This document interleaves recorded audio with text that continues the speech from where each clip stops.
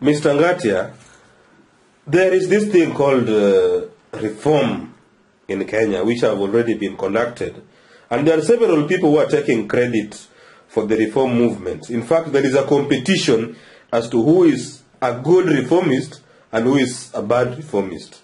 What is your view on the issue of reforms and in relation to what has been achieved in Kenya as a result of the input of the reform movement? Thank you very much. You know, in Kenya politics, or if we say during Kibaki leadership, reforms, first and foremost, we know we have new constitution voted by the majority of Kenyan people. But after the promulgation of this constitution, nothing has happened. We can go back and say judicially, some kasuku or traitors or forces of reactionaries or apologists are saying we have done reforms. Because look here, today we have people wanted by international crimes. Uhuru Kenyatta and William Ruto, the butcher of Elodoreti, and the butcher of Naivasha and Limuru, that is Mr.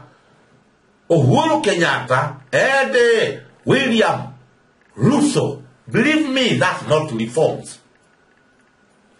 Because if we have reformed judicially, today they couldn't say Uhuru Kenyatta and William Ruto are free to run as Kenya's president. That is a failure to Kenyans or what they have been fighting for. It's a failure, my friend, because we can't have war criminals, people who are wanted by international criminal court as leaders. Again, our constitution says very clear that this time we want only untainted leaders. If you have been taken to a court of law, if you have stolen to Kenyan people, you are corrupt.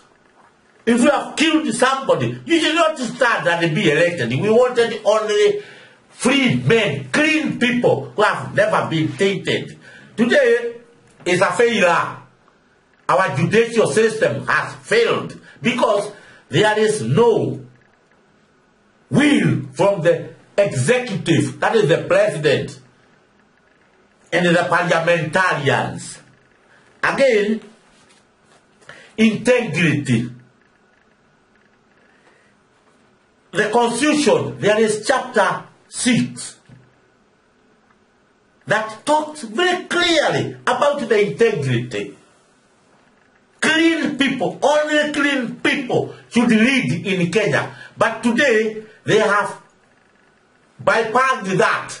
Criminals, drug warlords are there. We can take Kabogo as an example.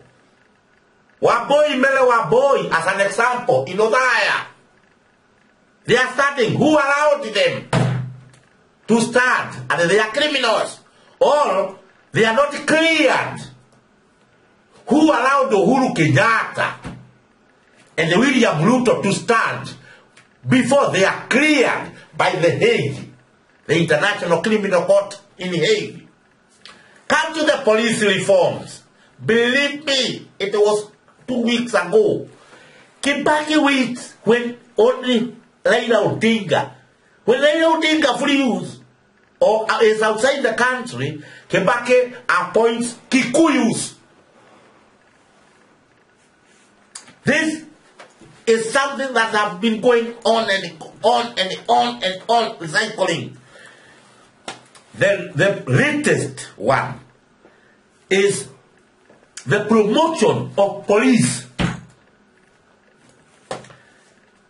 This woman, Kaindi, and the CID director, Degwa Mohoro, Kibaki waited. When Uhuru Raila Odinga was outside, he named them, and they were sworn by Motonga.